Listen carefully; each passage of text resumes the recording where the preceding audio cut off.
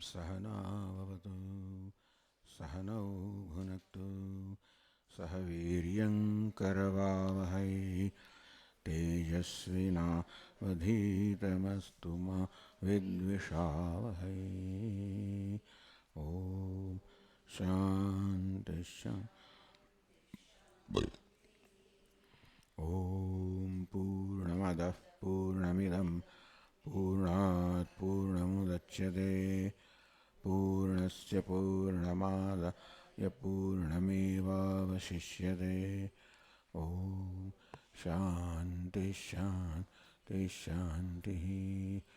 श्रुतिस्मृतिपुराणानाम् आलयं करुणालयं नमामि भगवत्पादं शङ्करं लोकशङ्करं शङ्करं शङ्कराचार्यं केशवं बादरायणं सूत्रभाष्यकृतौ वन्दे भगवन्तौ पुनः पुनः। ईश्वरो गुरुरात्मेति मूर्तिभेदविभागिने व्योमवद्व्याप्तदेहाय दक्षिणामूर्तये। ॐ पार्थाय प्रतिबोधितां भगवता नारायणेन स्वयं व्यासेन ग्रथितां पुराणमुनिना मध्ये महाभारतम् अद्वैतामृतवर्षिणीं भगवतीम् अष्टादशाध्यायिनीम् अम्ब त्वामनुसन्दधामि भगवद्गीते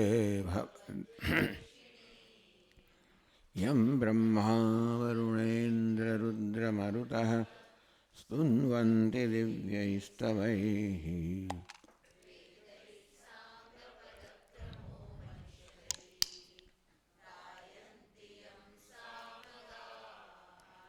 ध्यानावस्थिततद्गतेन मनसा पश्यन्ति यं योगिनः यस्यान्तन्न विदुःसुरगणाः देवाय तस्मै नमः।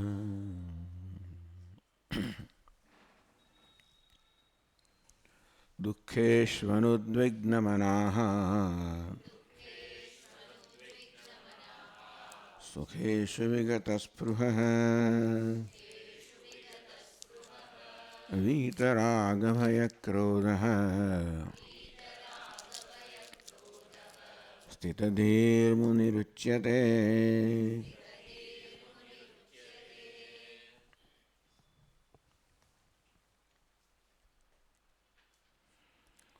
દુઃખેષુ અનુદ્વિગ્નમનઃ.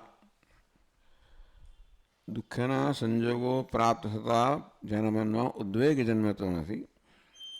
એટલે સામાન્ય માણસના મનમાં જે પ્રકારના પ્રત્યાઘાત જન્મે એની સાથે સરખાવે છે કે સામાન્ય રીતે આપણને દુઃખના પ્રસંગો આપણી સમક્ષ આવે ત્યારે મન ઉદ્વિગ્ન થઈ જાય.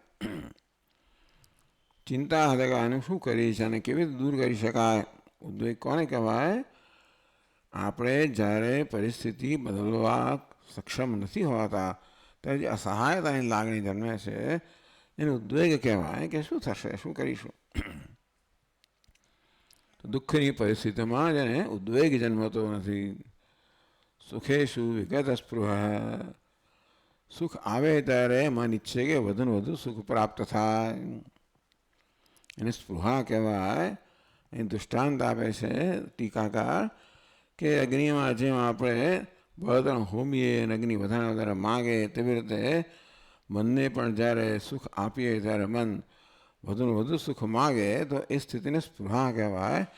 વિગત સ્પૃહ. આ જ્ઞાની પુરુષ સુખની સ્થિતિમાં એનું મન વધારે સુખ માગતું નથી. કારણ સરળ છે કે સુખ તો એના અંતરમાં આત્મની આત્મના તુષ્ટ. જે સ્વયં પોતાને સંતુષ્ટ છે, પૂર્ણ સુખમાં જ નિષ્ઠ છે, એને બહારની વસ્તુઓ કોઈ પ્રકારની અસર કરી શકવાની નથી. વીત રાગ ભય ક્રોધ. એનો રાગ કે ભય કે ક્રોધ કંઈ જન્મતું જ નથી. જેમાંથી રાગ ભય અને ક્રોધ વિદાય લીધી છે. એટલે રાગ ક્યારે જન્મે તો કે કોઈક આપણને સુખનો વિષય પ્રાપ્ત થાય કે એનો વિચાર આવે, દર્શન થાય, સ્મૃતિ થાય તો મનમાં વધારે ભોગવવાની ઈચ્છા જન્મે. ભીત રાગ ભય આપણી કોઈ પ્રિય વસ્તુ છે એને ગુમાવવાનો સમય આવે કે સંજોગ આવે તો ભય જન્મે, અને અણગમતી વસ્તુ ક્રોધ જન્મે. વીતરાગ ટૂંકમાં આ પ્રકારના પ્રત્યાઘાતો જન્મતા નથી, કારણ કે એની માટેનું કારણ જ નથી. જ્યારે મનમાં આનંદ હોય, કોઈ પ્રકારની ઉણપ ન હોય, ત્યાર પછી રાગ ભય કે ક્રોધ જન્મવાની સંભાવના નથી. ઉણપ જ્યારે હોય ત્યારે કોઈ આકર્ષક વસ્તુ હોય તો રાગ જન્મે, કોઈ વસ્તુ આપણને લઈ લેનારું એવું લાગે કે એમાંથી કોઈ નુકસાન થશે તો ભય જન્મે, અને મારી વિરુદ્ધ કશું થાય, પ્રતિકૂળ થાય તો ક્રોધ જન્મે. આ પ્રકારના પ્રત્યાઘાતો જન્મવાની કોઈ સંભાવના જ એનામાં રહી નથી, જેને પૂર્ણતા પ્રાપ્ત છે. એક રીતે આ બધું આંતરિક પૂર્ણતાનું વર્ણન છે એમ કહી શકાય. સ્થિતથી એ બુદ્ધિ કહો, પ્રજ્ઞા કહો, જ્ઞાન કહો, સ્થિર છે, સ્થિત છે, નિષ્ઠ છે, નિષ્ઠા. મુનિ ઉચ્ચતે, એને મુનિ કહેવામાં આવે છે. ટૂંકમાં સતત મનનશીલવાન, પ્રયત્ન વગેરે હંમેશા એ પરમાત્મા કે આત્મામાં જ નિષ્ઠ છે. માટે સતત એનું મન ચિંતન નથી કરતું, એનું મન એની સાથે એક જ છે. તેથી એ રીતે એને મુનિ કહેવાય. મુનિ તો કોને કહેવાય? જે ઈશ્વરનું મનન કરતા હોય. પણ આમાં તો મનન બહુ સહજ છે, માટે એ રીતે પણ એને મુનિ કહેવાય. હવે આગળ 57 શ્લોકમાં કહે છે, ભાષ્યકાર કહે છે કિંચ, વળી પાછા સ્થિત પ્રજ્ઞના લક્ષણોનું વર્ણન કરે છે. આગળ કહ્યું તેમ અજ્ઞાની પુરુષના સ્થિત પ્રજ્ઞના લક્ષણોનું વર્ણન કરવાનું પ્રયોજન એ છે કે સાધક માટે પ્રયત્નથી સિદ્ધ કરવાનું ધ્યેય બની રહે, મૂલ્ય બની રહે.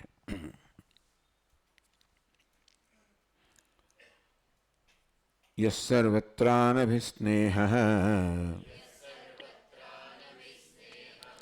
તત્તત્પ્રાપ્ય શુભાશુભમ નાભિનંદતિ ન દ્વેષ્ટિ તસ્ય પ્રજ્ઞા પ્રતિષ્ઠિતા. યસર્વત્ર અનભિસ્નેહ, સ્નેહ હોય, અભિસ્નેહ એટલે વધુ પડતો સ્નેહ, અનભિસ્નેહ એ વધુ પડતા સ્નેહથી મુક્ત છે. એટલે આપણને ક્યાંક આપણું કોઈ નજીકનું હોય, મિત્ર હોય, સંબંધી હોય તો વધુ પડતો સ્નેહ હોય ત્યાં આગળ. વધુ પડતા સ્નેહથી જે મુક્ત છે, એટલે કે આપણે સ્નેહને વશ થઈ જાય. એના વધુ પડતો સ્નેહ, સ્નેહ તો છે પણ સ્નેહને વશ થઈ જતો નથી. એના માટે બધા માટે એને સ્નેહ છે.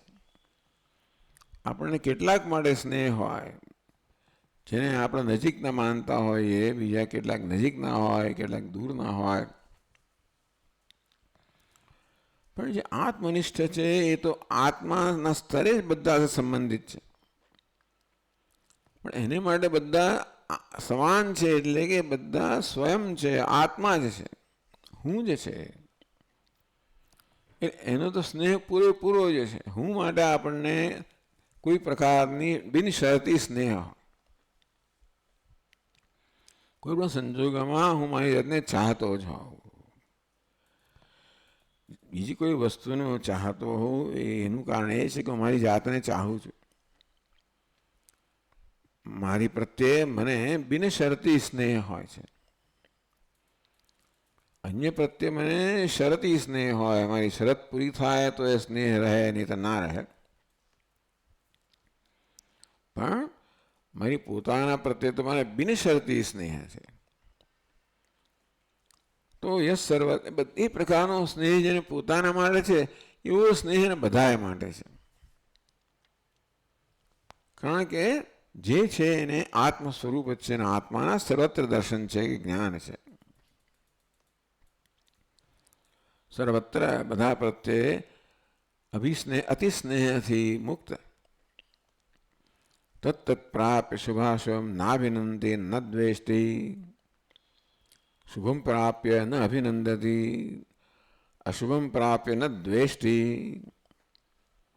આપણને તો શુભ વસ્તુ પ્રાપ્ત થાય, અનુકૂળ પ્રાપ્ત થાય, સુખનું સાધન પ્રાપ્ત થાય, ઈષ્ટ વસ્તુ પ્રાપ્ત થાય, ઈચ્છનીય વસ્તુ પ્રાપ્ત થાય તો મન એનું અભિનંદન કરે અને આવકારે. અનિષ્ટ વસ્તુ પ્રાપ્ત થાય, દુઃખનું સાધન પ્રાપ્ત થઈ જાય તો આપણું મન જે છે એને જાકારો આપે. આપણા મનમાંથી આ પ્રકારના પ્રત્યાઘાતો સતત જન્મ્યા કરતા હોય છે. આપણું મન છે એ બધી વસ્તુને આ પ્રકારે હંમેશા એના વિશે નિર્ણય કરતો હોય છે કે છાપ લગાવતો હોય છે. શુભમ અશુભમ ન અભિનંદતિ ન દ્વેષ્ટિ. શુભને અભિનંદન નથી કરતો, અશુભ મારે દ્વેષ, કે શુભ અશુભ છે જ નહીં. તસ્ય પ્રજ્ઞા પ્રતિષ્ઠિતા. આવું જે હોય એટલે પ્રજ્ઞા પ્રતિષ્ઠિત ન થવાનું કારણ છે હું કોઈકને અભિનંદન આપું અને કોઈ પ્રત્યે દ્વેષ રાખું તો મારું મન સ્થિર ના હોઈ શકે.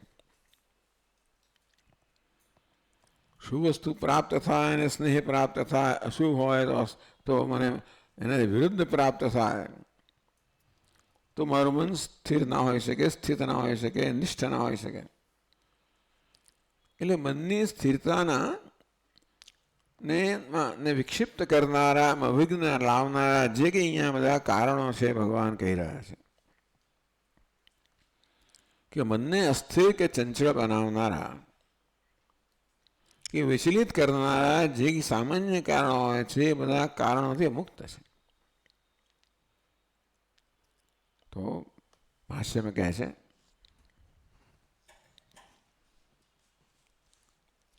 યસર્વત્ર ઇતિ મુનિ સર્વત્ર દેહ જીવિતાદિષુ અપી અનભિસ્નેહ અભિસ્નેહવર્જિત તત્તત્ પ્રાપ્ય શુભાશુભમ તત્તદ શુભમ અશુભમ વા લબ્ધ્વા ન અભિનંદતિ ન દ્વેષ્ટિ. શુભમ પ્રાપ્ય ન તુષ્યતિ ન હૃષ્યતિ, અશુભમ ચ પ્રાપ્ય ન દ્વેષ્ટિ ઇત્યર્થઃ. યહ મુનિ, મુનિ આગલા શ્લોકમાંથી લીધું, જે મુનિ મનનશીલવાન અર્થાત જેનો સતત આત્માની સભાનતા રહે છે, આત્માનું ચિંતન કરે જેવું કહેવું પણ જરૂરી નથી, જેનામાં સતત આત્માની સભાનતા, આત્મા એટલે હું એ સ્વયં પ્રકાશ છું. માટે હવે અનાત્મામાં આત્મબુદ્ધિ ન હોવાને કારણે આત્મામાં જ આત્મબુદ્ધિ છે. માટે જેને સતત આત્માનું સ્મરણ રહે કે સભાનતા રહે, સ્મરણ પણ જરૂરી નથી, સભાનતા. સર્વત્ર અનભિસ્નેહ, કોઈ પણ જગ્યાએ અત્યંત સ્નેહ રહિતનો છે. સર્વત્ર એટલે દેહ જીવિતાદિષુ અપી, પોતાના દેહને જીવંત રાખવા માટે, દેહને ચલાવવા માટે એ આવશ્યક વસ્તુઓ છે. ભૂખ, તરસ વગેરે સંતોષવા માટે કે એ સિવાય પણ દેહને જીવંત રાખવા માટે પણ જે ઓછામાં ઓછી જરૂરિયાતો છે એના પ્રત્યે પણ વધુ પડતા સ્નેહથી રહિત. બાકી આપણને બીજી બધી વસ્તુ માટે સ્નેહનું પ્રમાણ વધતું વધતું જાય જેમ જેમ વસ્તુ નજીક આવતી જાય. આમ જે વસ્તુ સૌથી વધારે જરૂરી હોય, મારા વધારે સ્નેહને પ્રાપ્ત હોય, પાત્ર હોય, ઓછી જરૂરી હોય, ઓછા સ્નેહને પાત્ર હોય, અહીં એને એવું છે નહીં કે આ જરૂરી છે અને ઓછી જરૂરી છે. આ મારા જીવનનું કારણ છે અને આ મારા જીવનનું કારણ નથી.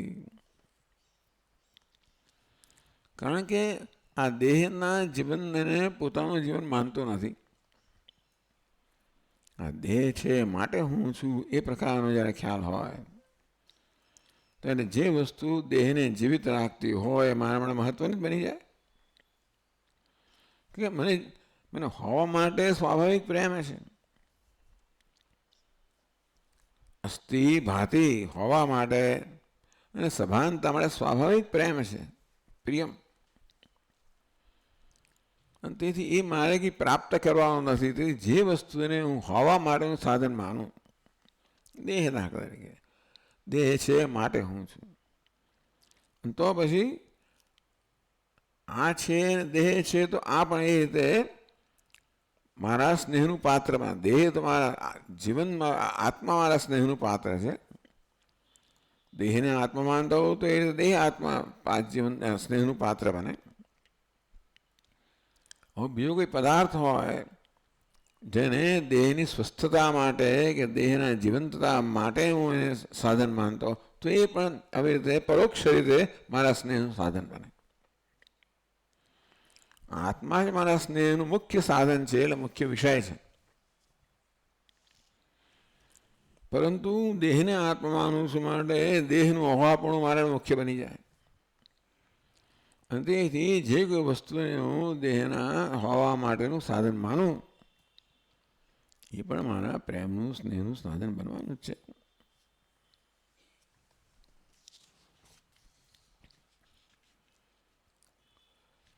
સર્વત્ર દેહ જીવિતારીષ્વપી, આમ દેહના જીવન માટે જે સાધનો હોય, અન્ન જળ વગેરે વસ્તુઓ હોય, કે પછી વસ્ત્રો હોય, કે પછી ઘરબાર હોય, આ બધા આપણને ઓછામાં જરૂરિયાતવાળામાં વસ્તુ લાગે ને. રોટી કપડાં મકાન આ ઓછામાં ઓછી જરૂરિયાતની વસ્તુઓ છે. એના માટે તો સ્નેહ હોય, કારણ કે એ હોય તો હું છું. સર્વત્ર અનભિસ્નેહ, કશી વસ્તુ પ્રત્યે એને વધારે પડતો સ્નેહ, એટલે બધા માટે સ્નેહ એનો એવો થયો. ક્યાંય વધારે પડતો સ્નેહ નથી એટલે બીજો ઓછો સ્નેહ પણ નથી. તેથી બધા માટે સમાન સ્નેહ છે. સમાન સ્નેહ કેમ છે? દરેકે દરેક વસ્તુમાં આત્મા હું પણાની વૃત્તિ કે ભાવ જાગૃત કરે છે. આપણે પણ જ્યારે આપણું જેને માનતા હોઈએ એ આપણી સમક્ષ આવે ત્યારે એક જાતનો સ્નેહ આપણે ઉભરાઈ જાય ને. મારો દીકરો આવે, મારી મા બાપ ભાઈ બહેન વગેરે, તો આમ સ્નેહ આપોઆપ ઉભરાતો હોય છે. જેમ વ્યક્તિ જેમ નજીક હોય તેમ સ્નેહ વધારે હોય, અને વ્યક્તિ જેમ દૂર હોય તેમ સ્નેહ ઓછો હોય. સર્વત્ર અનભિસ્નેહ, બધા માટે અત્યંત સ્નેહથી, બધા માટે સમાન સ્નેહ ધરાવે છે. કારણ કે દરેકને આત્મરૂપે જ જુએ છે. એના માટે ક્યાંક વધારે સ્નેહ હોય, ક્યાંક ઓછો હોય. સ્વામીજી દુશ્મનને જોઈને એના મનમાં એવું ના થાય? મિત્રને જુએ તો એનો વધારે સ્નેહ જન્મે, શત્રુને જુએ તો એનામાં દ્વેષ જન્મે, એવું ના થાય? કે મિત્ર શત્રુ, આ વર્ણન તો આખા ગીતામાં આવશે. 12મા અધ્યાયમાં આથી વધારે વિગતથી આવશે. 14મા અધ્યાયમાં આવશે. આમ ભગવાન જ્યારે જ્યારે તક મળે ત્યારે એક શ્લોકમાં, 2માં, 5માં જ્ઞાની મહાપુરુષોનું વર્ણન તો કરતા જ હોય છે. તો જે અતિ સ્નેહથી મુક્ત છે, અર્થાત બધા મળે એના સમાન સ્નેહ, આપણે સ્નેહ કરતા નથી, સ્નેહ જન્મતો હોય છે. સ્નેહ કરવો એ આપણા હાથમાં નથી, એવો એ સંકલ્પનો વિષય નથી. ભલે કે અભિનંદન કરે છે અને સ્નેહ નથી કરતો અને કરે છે, અભિનંદન જન્મતું હોય. જે વસ્તુ મારી સમક્ષ આવે એના પર કયા પ્રકારની છાપ મારે છે મારું મન, એ પરથી મારો સ્નેહ હોય કે રાગ, એ બધું ઊભું થાય આપોઆપ, મારે કરવું ના પડે. જેને મારા સુખનું સાધન માનતા હોઉં મારી સમક્ષ આવે એટલે આપોઆપ જ મારું મન એના માટે સ્નેહ ઉભરાય. દુઃખનું સાધન માનતો હોય તો દ્વેષ ઉભરાય. એટલે સ્નેહ પણ આપણે કરતા નથી, થઈ જતો હોય છે. ભલે વર્ણન પરથી એમ લાગે કે અતિ સ્નેહ નથી કરતો, પણ અતિ સ્નેહ નથી થતો એમ કે વધારે સારું છે. સ્નેહ કરતા હોઈએ ને તો આપણે કોઈ બધાને સ્નેહ જ કરીએ. સાંભળે કોઈ બધો દ્વેષ રાખીએ. સ્નેહ હોય તો આપણને આનંદ થતો હોય છે ને. આપણા મનમાં કોઈ મળે દ્વેષ તો આપણે દુઃખી થઈ જતા હોઈએ છીએ. અને તેથી આપણે જો આપણા હાથમાં હોય તો શું કામ કોઈને આપણે સ્નેહ ના કરીએ? સાંભળે બધા ના ચાહીએ, સાંભળે કોઈ પ્રત્યે દ્વેષ કરીએ, આપણે ના જ કરીએ, તો થઈ જતો હોય છે. આ સ્નેહ પણ થઈ જતો હોય છે અને દ્વેષ પણ થઈ જતો હોય છે. એટલે ભલે ભગવાન એવું વર્ણન કરે વ્યાકરણ દ્રષ્ટિએ કે કોઈ પ્રત્યે સ્નેહ નથી કરતો, એનો અર્થ એવો થાય કે એને કોઈ પ્રત્યે અભિસ્નેહ જન્મતો નથી. ના બી દ્વેષથી કે કોઈને પ્રત્યે દ્વેષ જન્મતો નથી. એક જ એવી હસ્તી છે જેના પર સ્નેહ જન્મતો એ નથી, દ્વેષે જન્મ નથી. એ અંતે છે આત્મા, જે હંમેશા પ્રેમનો વિષય છે. કોઈ પણ સંજોગોમાં પ્રેમનો વિષય છે. અને માટે જો આત્મતયા જો દર્શન થતું હોય, એ કરવામાં આવે, થતું હોય, તો ક્યાંય અભિસ્નેહ પણ ન જન્મે, ક્યાંય દ્વેષ પણ ન જન્મે. આમ બસ સ્નેહ જ હોય, જન્મતોય નથી, સ્નેહમાં જ નિષ્ઠ છે. તત્ પ્રાપ્ય શુભાશુભમ તત્ શુભમ અશુભમ વા લબ્ધવા ન અભિનંદતી ન દ્વેષ્ટિ શુભમ પ્રાપ્ય ન તુષ્યતિ હૃષ્યતિ ન હૃષ્યતિ અશુભમ ચ પ્રાપ્ય ન દ્વેષ્ટિ. શુભની પ્રાપ્તિ થાય ત્યારે એનામાં એવો કે અભિસ્નેહ જન્મતો નથી, એવો તુષ્ટિ સંતોષ જન્મતો નથી, અભિસ્નેહ જન્મતો નથી. અશુભ પ્રાપ્ત થાય ત્યારે એનામાં દ્વેષ જન્મતો નથી. પણ શુભ પ્રાપ્ત થાય તો મનમાં સ્નેહ જન્મે જ, અશુભ પ્રાપ્ત થાય તો દ્વેષ જન્મે જ. ન પ્રાપ્ત થાય તો એ નથી, એટલે એને કોઈ એ શુભ અશુભ નામની છાપ એ ક્યાં મારતો જ નથી. એટલે આપણે મારતા થઈ જતી હોય છે. એનું મન શુભ અશુભ એ પ્રકારની છાપ લગાવતું જ નથી. અને આપણે સમાન સ્નેહ છે બધા માટે. જેવો પોતાના પ્રેમ એ પ્રકારનો પ્રેમ બધા જ માટે છે. આપણે મિત્ર શત્રુ એ પ્રકારના અને જાત જાતના આપણા મનની અંદર ઘણા બધા હિન્દુસ્તાની ને પરદેશી ને તે આ ધર્મ ને પેલો ધર્મ ને આ જાતિ ને પેલી જાતિ ને ખૂબ બધા આપણા મનની અંદર તો અનેક પ્રકારના રાગ દ્વેષ જમા થયેલા છે. નાનપણથી આપણી પાછા પૂર્વના સંસ્કાર લઈને આવ્યા હોઈએ. એટલે આપણે જેમ મોટા થઈએ તેમને અમુક પ્રત્યે આપણામાં ક્રોધ જન્મતો જાય. આ ભારતને અન્યાય કરનારાઓ, અત્યાચાર કરનારાઓ, તિરસ્કાર કરનાર એમ કરમ આ બંને બહુ ક્રોધ ભરેલો છે. અને કોઈ એવો પણ હોય જેને ભારત મહાન ઉપકાર કર્યો એમણે એવો પ્રેમ પણ હોય. ભારત એટલે હું, એટલે મુખ્ય તો હું જ વસ્તુ છું. પણ ભારતને હું માનતો, મારો દેશ માનતો હોઉં, તે તેની સાથે મને તાદાત્મ્ય હોય તો એને જે થાય તે મને થાય.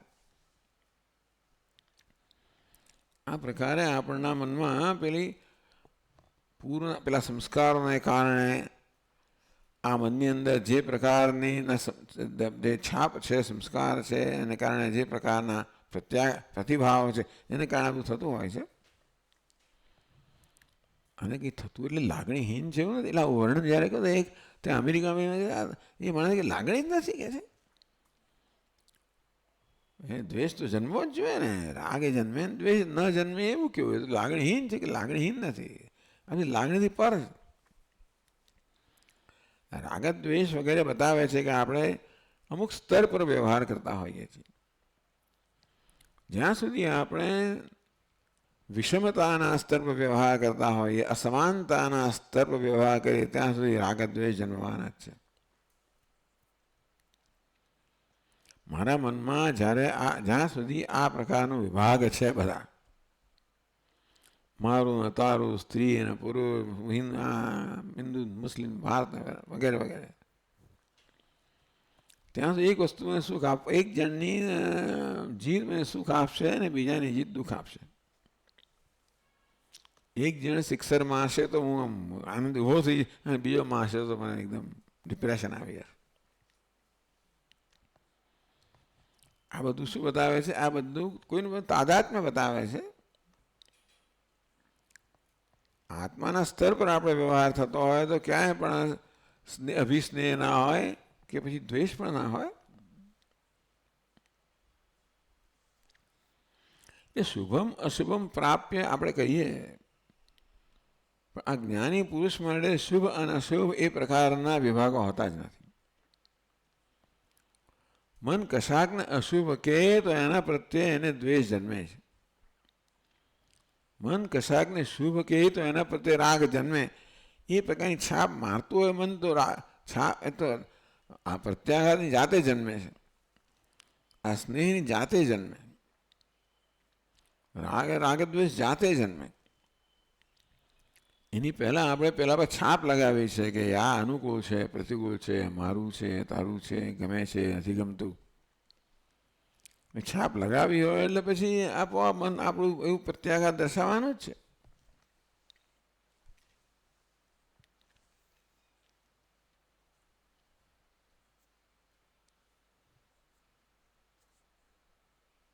શુભમ પ્રાપ્ય ન તુષ્યતિ ન હૃષ્યતિ, અશુભમ ચ પ્રાપ્ય ન દ્વેષ્ટિ. શુભને પ્રાપ્ત કરને એનામાં હર્ષ જન્મતો નથી, સંતોષ જન્મતો નથી. અશુભને પ્રાપ્ત દ્વેષ જન્મતો નથી. એ દ્વેષ નથી કરતો એમને દ્વેષ નથી જન્મતો. એ હર્ષ નથી કરતો એમ નહીં, હર્ષ જન્મતો નથી. બોલે હૃષ્યતિ એટલે એ હર્ષ કરે છે, દ્વેષથી એટલે એ દ્વેષ કરે છે એવું વ્યાકરણી દ્રષ્ટિએ કહેવાય. પણ હર્ષ અને દ્વેષ આપણે કરતા નથી, એ જન્મતા હોય છે. આપણે કરીએ છીએ શું? છાપ મારીએ છીએ. અનુકૂળની, પ્રતિકૂળની, શુભની, અશુભની છાપ મારી એટલે આપોઆપ આ પ્રકારના પ્રત્યાઘાત જન્મવાના છે. અને મને છાપ મારતું નથી.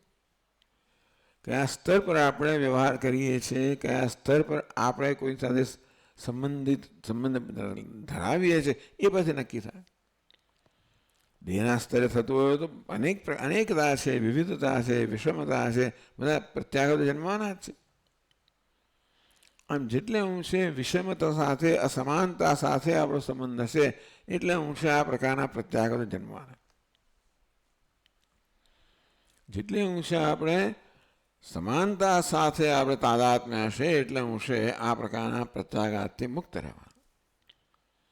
તો જ્ઞાની પુરુષની દ્રષ્ટિએ તો સર્વ આત્મા જ છે, પણ એનામાં કોઈ પ્રત્યાઘાત જન્મતો જ નથી. અને માટે શુભ અશુભ એ પ્રકારની છાપ જન્મતી નથી કે દ્વેષ કે પછી રાગ જેવો કોઈ પ્રત્યાઘાત જન્મતો નથી.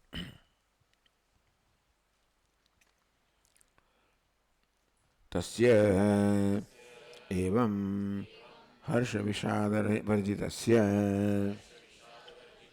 વિવેકજા પ્રજ્ઞા પ્રતિષ્ઠિતા ભવતી.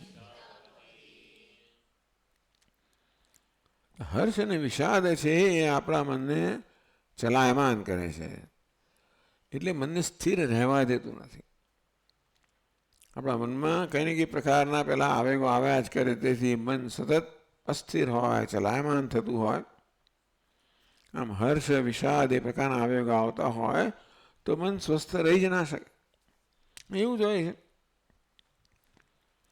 તસ્ય હર્ષ વિષાદ વર્જિતસ્ય, આ પ્રકારે જેનું મન હર્ષ અને વિષાદથી રહિત છે, અર્થાત જેનામાં હર્ષ વિષાદ જન્મતા નથી, એટલે કે હર્ષ અને વિષાદનું કારણ જેના મનમાંથી દૂર થયું છે.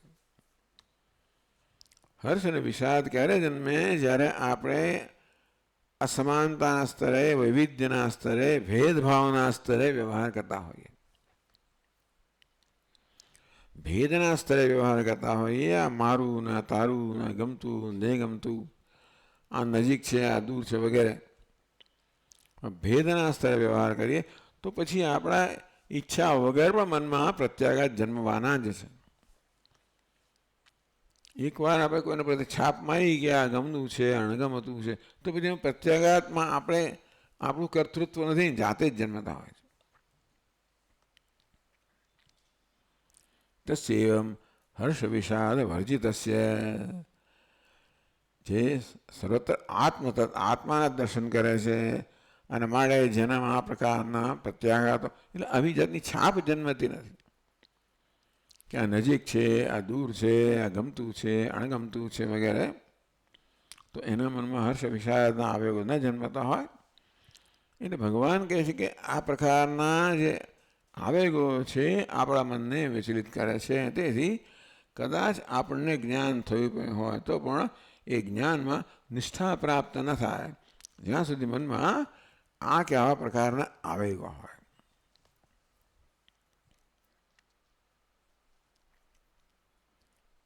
પછી આગળ છે કિંચ યદા સંહરતે ઇતિ, કિંચ એનો જ વિષય ચાલે છે. ભગવાન વળી પાછા જ્ઞાની પુરુષના સ્થિત પ્રજ્ઞા લક્ષણોનું વર્ણન કરે છે જે સાધક માટે મોક્ષ માટે મૂલ્ય છે એટલા માટે વર્ણન કરે છે. યદા સંહરતે ચાયમ કૂર્મોંગાનીવ સર્વશઃ ઇન્દ્રિયાણીન્દ્રિયાર્થેભ્યઃ તસ્ય પ્રજ્ઞા પ્રતિષ્ઠિતા.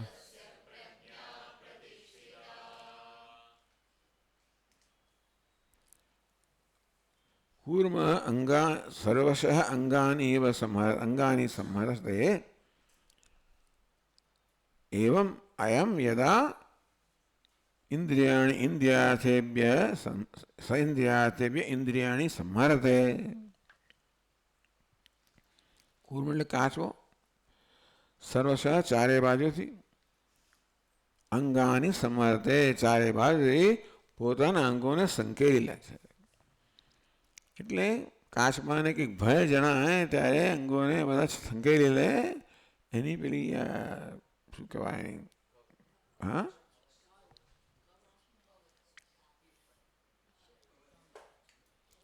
અંગ્રેજી શબ્દ નથી,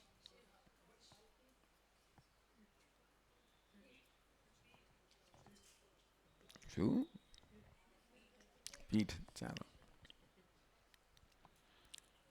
તો જેવી રીતે પોતાના અંગો છે પોતાની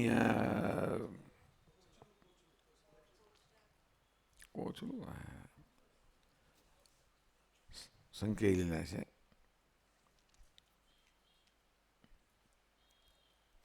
એવી જ રીતે જે ઇન્દ્રિયાણી સંહરતે એ જ પ્રકારે જે ઇન્દ્રિયોને વિષયો પ્રત્યેથી સંકેલેલા છે તેની પ્રજ્ઞા પ્રતિષ્ઠિત હોઈ શકે. એની જ પ્રજ્ઞા પ્રતિષ્ઠિત હોય જે પોતાની ઈચ્છાથી પોતાની ઇન્દ્રિયોને વિષયમાં સંકેલી શકે છે. એ જ પોતાના જ્ઞાનમાં પ્રતિષ્ઠિત હોઈ શકે.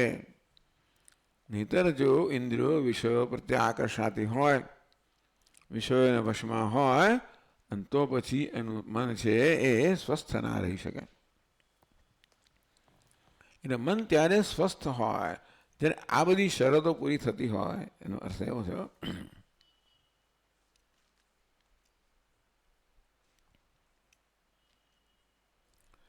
યદા સંહરતે સમ્યક ઉપસંહરતે ચ અયમ જ્ઞાનનિષ્ઠાયામ પ્રવૃત્તો યતિઃ કૂર્મઃ અંગાનિ ઇવ સર્વશઃ યથા કૂર્મઃ ભયાત સ્વંગાનિ उपसंहरति सर्वतः एवं ज्ञाननिष्ठः इंद्रियाणि इंद्रियार्थेभ्यः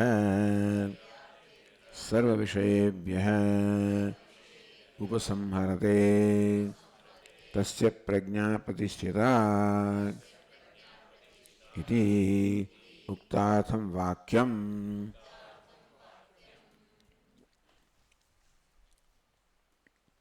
એના સંહરતે સંહરતે સમ્યક ઉપસંહરતે સારી રીતે સંકેલેલા છે. હવે આ સ્થિતપ્રજ્ઞાનું લક્ષણ નથી એવું ભાષ્યકાર કહેવા માંગે છે. એ કહે છે આ તો જ્ઞાન નિષ્ઠાયામ પ્રવૃત્ત હતી, જે જ્ઞાનમાં નિષ્ઠ નથી પણ જ્ઞાન નિષ્ઠા પ્રાપ્ત કરવાનો યત્ન કરી રહ્યો છે એવો જે યતિ છે, યત્નશીલ છે. કારણ કે આ શ્લોકની ભાષા એ પ્રકારની છે. અત્યાર સુધી જ્ઞાનીના લક્ષણો વર્ણન કરવાનું એકદમ સાધકનું વર્ણન કરવા માંડે એ પણ થોડું વિચિત્ર જણાય છે. ભગવાન એ પ્રકારની ભાષા શ્લોકમાં વાપરી છે. આ જ્યારે કુર્મ જેવી રીતે, કાચબો જેવી રીતે પોતાના અંગોને સંકેલી દે તેવી રીતે આ જ્યારે પોતાની ઇન્દ્રિયોને વિષયોમાંથી સંકેલેલા છે, જ્યાં સુધી એવું નથી થતું ત્યાં સુધી એની પ્રજ્ઞા પ્રતિષ્ઠિત નથી. એટલે ટૂંકમાં જે પોતાની પ્રજ્ઞાને પ્રતિષ્ઠિત કરવાનો પ્રયત્ન કરી રહ્યો છે યદા, એટલા માટે આ શ્લોકને ભાષ્યકાર સ્થિતપ્રજ્ઞાના લક્ષણ તરીકે નથી વર્ણવતા.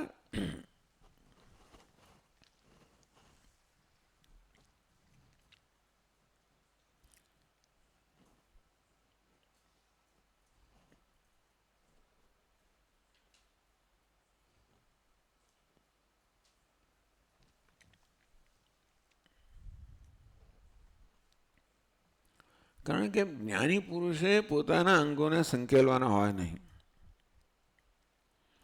અંગોને સંકેલવાની ત્યારે જરૂર પડે, અંગો એટલે ઇન્દ્રિયોને. જ્યારે ઇન્દ્રિયો વિષયમાં પ્રવૃત્ત થતી હોય ત્યારે કોઈક રીતે એના મનમાં કોઈ રાગ કે દ્વેષ ઊભો થતો હોય, ઇન્દ્રિયો કે પછી ઇન્દ્રિયો એટલે મન જ્યારે જગતના વિષયમાં પ્રવૃત્ત થાય ત્યારે મનમાં કોઈ પ્રકારનો આવેગ જન્મતો હોય, રાગ કે દ્વેષ, તો પછી એ આવેગથી મુક્ત રહેવા માટે આપણે આપણી ઇન્દ્રિયોને કે મનને સંકેલવી પડે. બાકી દુનિયા સાથે આપણું મન વ્યવહાર કરતું હોય ત્યારે રાગ દ્વેષ ન જ જન્મતા હોય. એટલે જ્ઞાની માટે સર્વ જ્યારે આત્મા જ હશે ત્યારે પછી કોઈ પ્રત્યે રાગ કે દ્વેષ જન્મવાની સંભાવના જ નથી. એટલે જ્ઞાની પુરુષે પોતાની ઇન્દ્રિયોને કે મનને સંકેલવાની જરૂર જ નથી. વિષયોમાં ઇન્દ્રિયો પ્રવૃત્ત હોય ત્યારે પણ જ્યારે કોઈ રાગ દ્વેષ જન્મતા જ નથી, ના વિનંદતી ન દ્વેષથી વગેરે વગેરે કહી દીધું આગળ, તો એણે કોઈ ઇન્દ્રિયોને સંકેલવાનો કે મનને સંકેલવાના પ્રયત્ન કરવાની આવશ્યકતા જ નથી. એનું મન ઇન્દ્રિય પ્રવૃત્ત હોય, ના વિનંદતી ન દ્વેષથી તત્ત પ્રાપ્ય શુભાશુભમ, શુભ અશુભ વગેરે પ્રાપ્ત થાય તો એના મનમાં અભિનંદન કે દ્વેષ જન્મતો નથી. તો પછી એણે પોતાની ઇન્દ્રિયો સંકેલવાની જરૂર નથી રહેતી ને. વિષયોમાં મન પ્રવૃત્ત થાય ત્યારે કોઈ પ્રકારનો પ્રત્યાઘાત જન્મતો હોય, રાગદ્વેષ જન્મતો હોય, તો પછી હા સાધકે તો પોતાની ઇન્દ્રિયોને વિષયમાંથી વિમુખ કરવી જ પડે. એટલે સાધકનું વર્ણન છે એવું ભાષ્યકારે યદાસ કહ્યું. એટલે નહીં તો જ્ઞાની પુરુષે પોતાની ઇન્દ્રિયોને સંકેલવાની જરૂર જ નથી. એના માટે બધું આત્મા જ છે. એના મનમાં કોઈ પ્રકારનો આવેગ જન્મતો નથી, કોઈ અભિસ્નેહ જન્મતો નથી, રાગ જન્મતો નથી, દ્વેષ જન્મતો નથી. શુભ અશુભ તો આપણે કહીએ છીએ, એ તો શુભ અશુભ કહેતો નથી.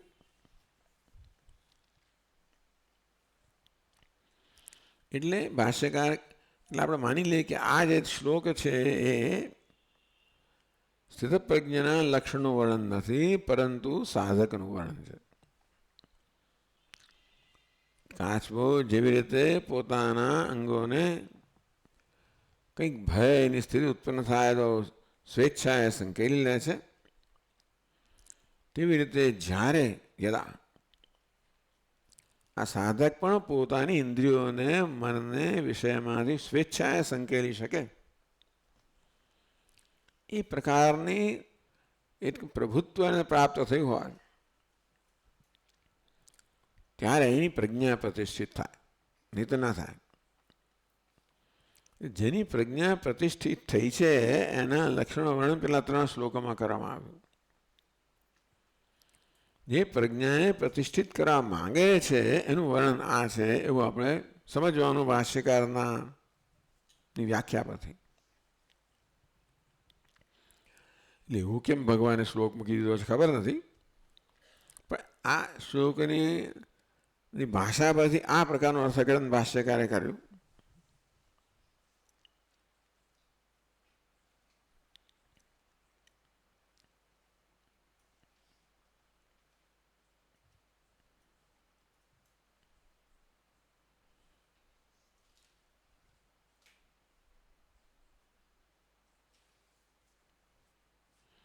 તો યદા સંહરતે એટલે સમ્યક ઉપસંહરતે અયમ એમ એટલે આ કોણ જ્ઞાન નિષ્ઠાયામ પ્રવૃત્તો યતિ. જ્ઞાન નિષ્ઠા નહીં પરંતુ જ્ઞાન નિષ્ઠામાં પ્રવૃત્ત એટલે જે જ્ઞાન નિષ્ઠા સિદ્ધ કરવા માગે છે, પ્રાપ્ત કરવા માગે છે એવું પ્રયત્ન કરનારો યતિ છે. જ્ઞાની તો છે પણ જ્ઞાન નિષ્ઠા પણ આવશ્યક છે, કારણ કે આપણું જ્ઞાન જો કશી વસ્તુથી વિચલિત થઈ જાય તો આપણું ઉપયોગી નથી થતું. માટે જ્ઞાન પણ એવું સહજ બની જવું જોઈએ કે કશી વસ્તુ આપણા જ્ઞાનને વિચલિત ના કરી શકે. તો આપણને જ્ઞાનમાં વિચલિત ના કરી શકે એવી જાતની એવું પ્રભુત્વ પ્રાપ્ત કરવું જોઈએ એવું આ શ્લોકમાં કહેવામાં આવ્યું. તો આમ તો કાચબો છે એવું પ્રભુત્વ ધરાવે છે કે ઈચ્છે ત્યારે પોતાની ઇન્દ્રિયોને, પોતાના અંગોને સંકેલી શકે છે. યદા જ્યારે આવું કરી શકે ત્યારે એની પ્રજ્ઞા પ્રતિષ્ઠિત થાય. જ્યાં સુધી ન કરી શકે ત્યાં પ્રતિષ્ઠિત ન થાય એવું આપણે માનવું રહ્યું. એટલે કહ્યું કે આ મુમુક્ષુએ કેવી રીતે પોતા પ્રજ્ઞાને પ્રતિષ્ઠિત કરવી એમાં મોક્ષ માટે આ વર્ણન છે.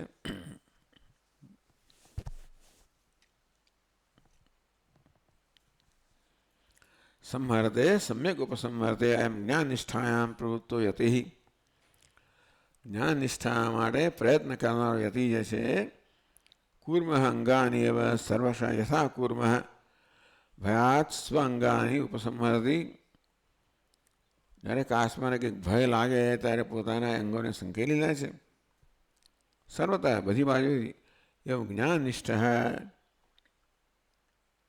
એ પ્રકારે જ્ઞાન નિષ્ઠ ઇન્દ્રિયા સર્વ વિષય સંહરતિ.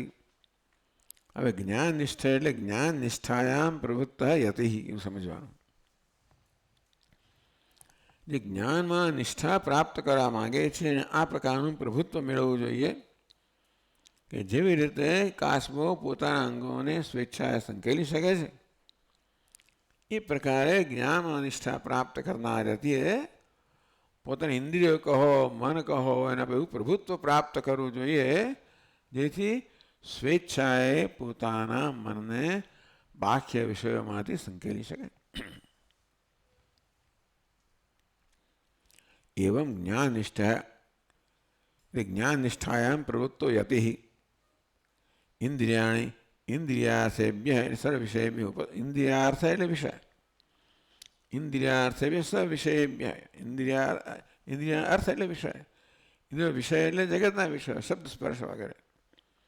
ઉપસંહરતે તસ્ય પ્રજ્ઞા પ્રતિષ્ઠિતા એ ઉક્તાર્થ એટલે એ તો વાક્ય આપણે સમજાવી દઉં એટલે ફરી એની વ્યાખ્યા નથી કરતા ભાષ્યકાર કહે છે.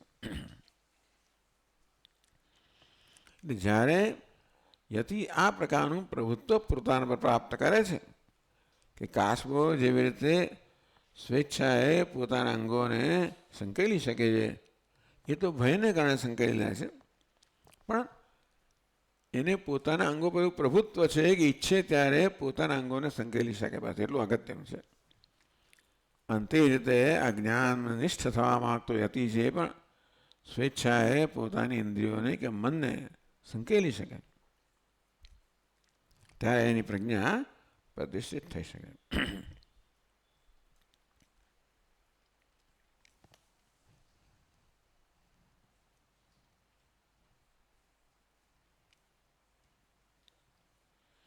કે ઇન્દ્રિયાણા વિષયેભ્ય વૈમુખ્યેપી. આપણે એમ લાગે કે ઇન્દ્રિયોને વિષયમાં સંકેલી લેવાનું આપણે પ્રભુત્વ પ્રાપ્ત કરીએ એટલે બસ આપણે જ્ઞાન નિષ્ઠ થઈ ગયા. પણ આપણે મનને તો આપણે વિષયમાંથી કોઈ રીતે ખેંચી શકીએ. પ્રયત્નપૂર્વક યોગથી આપણે પ્રાણાયામ વગેરેથી પણ આપણે આપણા મનને જગતના વિષયમાંથી મુક્ત નિવૃત્ત કરી શકીએ, અંતર્મુખ બનાવી શકીએ. એટલે માત્ર મનની અંતર્મુખતા છે એ જ આ જ્ઞાન નિષ્ઠા માટેનું લક્ષણ જેવું નથી. એમ તો જ્ઞાન નિષ્ઠા ન હોય એવો પણ યોગી જે હોય એ પોતાના મનને અંતર્મુખ બનાવી શકે છે પ્રાણાયામ વગેરેથી. ઇન્દ્રિયાણા વિષયેભ્ય વૈમુખ્યેપી. આમ ઇન્દ્રિયોને બધા વિષયમાંથી વિમુખ કરવા છતાં પણ, વિમુખ કરવી એટલે અંતર્મુખ બનાવવી, તદ વિષય રાગ અનુવૃત્ત. વિષયમાંથી આપણે મનને સંકેલી શકીએ, પણ વિષય માટે જે રાગ છે, જે રસ છે, એ દૂર ના થયો હોય. એટલે હવે બે કક્ષાની અંતર્મુખતા બતાવે છે. એક તો સ્થૂળ અંતર્મુખતા, જ્યારે આપણે વિષયમાંથી આપણા મનને સંકેલી શકીએ. હજી મનમાં એ વિષયો માટે કંઈક રસ રહી ગયો હોય, રાગ રહી ગયો હોય, તો આપણી ઈચ્છા હોય કે ન હોય તો એ રાગ આપણા મનને વળી બહાર ખેંચી જાય છે. એ ભગવાન કહેવા માગે છે આ પછીના શ્લોકોમાં. એટલે કહે છે કે માત્ર વિષયોમાંથી વિમુક્તતા પ્રાપ્ત કરવી, માત્ર વિષયોમાંથી પોતાના મનને સંકેલી લેવાની ક્ષમતા પ્રાપ્ત કરવી પર્યાપ્ત નથી. પરંતુ વિષયમાંથી મનને વિમુખ કર્યું હોય તો પણ એ વિષય માટે રાગ કહો, રસ કહો, એ રહી ગયો હોય તો આપણા મનને સ્થિર થવા દેતો નથી. એટલે બે સ્તરની અહીંયા વિમુખતાની વાત કરે છે. એક તો સ્થૂળ વિષયમાંથી આપણે મનને વિમુખ કરીએ, પણ જોડે જોડે એ વિષય માટે જે રાગ હોય વિષય, તે રાગમાંથી મનને મુક્ત કરવાની આવશ્યકતા છે. એ માટે ભગવાન કહે છે.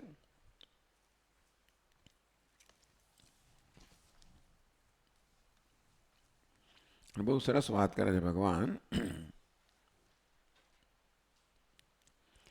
વિષયા વિનિવર્તન્તે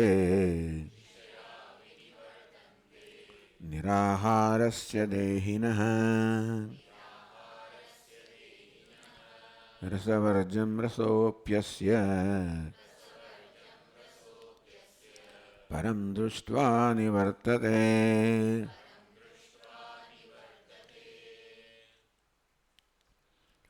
નિરાહારસ્ય દેહિનઃ.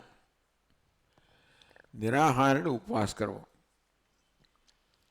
તો જેણે વિષયમાં ઉપવાસ કર્યો છે, ઉપવાસ કરીએ ત્યારે આપણે પોતાની ઈચ્છાથી કે સંકલ્પથી આપણને ભોજનથી આપણે દૂર રાખી શકીએ છીએ. એમાં પોતાની સંકલ્પ શક્તિ રહેલી છે. તે રીતે વિષયમાંથી ઉપવાસ કરે માણસ અને પોતાના મનને સંકલ્પથી વિષયમાંથી વિમુક્ત કરે, વિયુક્ત કરે, વિષયમાંથી ખેંચી લે. એમાં એ પોતાનું બળ વાપરે છે, સંકલ્પ શક્તિ વાપરે છે. એ કે ખોટું નથી, ભાઈ પર્યાપ્ત નથી, એ જ ભગવાન કહેવા માંગે છે. પોતાના મનને વિષયમાંથી મુક્ત કરવું એ પણ ઘણી મોટી સિદ્ધિ છે. પણ ભગવાન કહે છે કે એ પર્યાપ્ત નથી. મનને વિષયના ચિંતનને મુક્ત કરવું એ જ પર્યાપ્ત નથી, પરંતુ એક બીજી વસ્તુ પણ થવી જોઈએ કે વિષયમાં રાગ છે એમાંથી પણ મન મુક્ત થવું જોઈએ.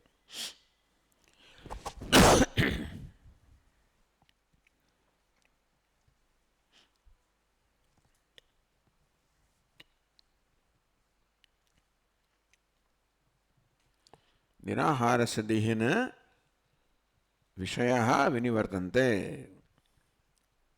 જેણે વિષયોનો ઉપભોગ ન કરવાનો સંકલ્પ કર્યો હોય એ પોતાના મનને વિષયના ચિંતનમાંથી તો નિવૃત્ત કરી શકે. રસવર્જમ પરનું વિષય માટે જે રસ છે એ આપણા સંકલ્પથી દૂર ના થાય. આપણા સંકલ્પથી, પ્રયત્નથી આપણે આપણા મનને વિષયમાંથી મુક્ત કરી શકીએ. વિષય માટે જે રાગ છે, રસ છે, એ આપણા સંકલ્પથી દૂર ન થાય. એ કેમ કરવું? પરમ દૃષ્ટવા નિવર્તતે. એ પરમ એટલે ચઢિયાતી વસ્તુ જ્યારે આપણે પ્રાપ્ત કરીએ ત્યારે ઉતરતી વસ્તુ માટેનો રસ જતો રહે. આ મનને મુક્ત કરવા માટે આપણે મનનો વિકાસ કરવો પડે. માત્ર મન પર જો જુલમ કરીને અંતર્મુખ બનાવીએ એટલું પર્યાપ્ત નથી. પણ મન પરિપક્વ થવું જોઈએ. અને એ રીતે અંતર્મુખ એટલે કે આત્મામાંથી આંતરિક રસ પ્રાપ્ત કરતું થવું જોઈએ. અને તો જ એ છેવટે બહારથી મુક્ત બને. રસવર્જમ, માત્ર મનને વિષયમાંથી ખેંચી લેવામાં આવે તો પણ રસ દૂર થતો નથી. એટલે જે વિષયનો રસ છે ને, રાગ છે, રસ છે, એ રહી જતો હોય છે. પરમ દૃષ્ટવા નિવર્તતે. વિષયનો રસ પણ દૂર ત્યારે થાય જ્યારે એ રસથી પણ ચઢિયાતી વસ્તુઓ પ્રાપ્ત કરીએ, આત્મરસ પ્રાપ્ત કરીએ, ત્યારે જ આ વિષયનો રસમાંથી મન મુક્ત થાય. ચાલો આપણે ચર્ચા કરશું ભાષાની. ઓમ પૂર્ણમદ પૂર્ણમિદમ પૂર્ણાત પૂર્ણમુદચ્યતે પૂર્ણસ્ય પૂર્ણમાદાય પૂર્ણમેવાવશિષ્યતે. ઓમ શાંતિ શાંતિ શાંતિ. શંકરમ શંકરાચાર્યમ કેશવમ બાદરાયણમ સૂત્રભાષ્યકૃતૌ વંદે ભગવन्तौ પુનઃ પુનઃ.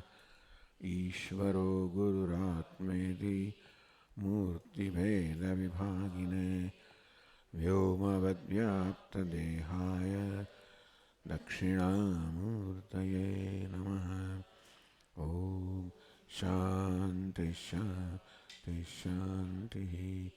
હરિ ઓમ. શ્રી ગુરુભ્યો નમઃ. હરિ ઓમ.